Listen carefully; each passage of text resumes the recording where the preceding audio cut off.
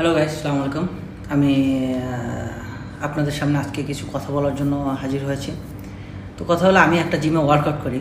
তো জিমের নামটা আমি প্রথমে বলতে চাইছিলাম না, কারণ পরে চিন্তা করে দেখলাম যে আজকে আমি যদি এটা শেয়ার না করি, দেখা যাবে আমার মতো আপনারাও প্রতারিত হবেন। তো জিমের নাম হলো উঠাও ডাম্বেল হবে বডি। তা আমি আবারও আপনাদের বলে দিই, জিমের নাম হলো উঠাও ডাম্বেল হবে বডি।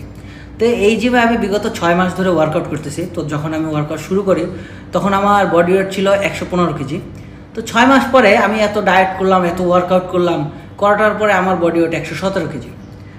তো আসলে সমস্যাটা হলো, এই জিমের ট্রেনার ভালো না, জিম ভালো না, জিমের ফ্যাসিলিটিসও এরকমের না।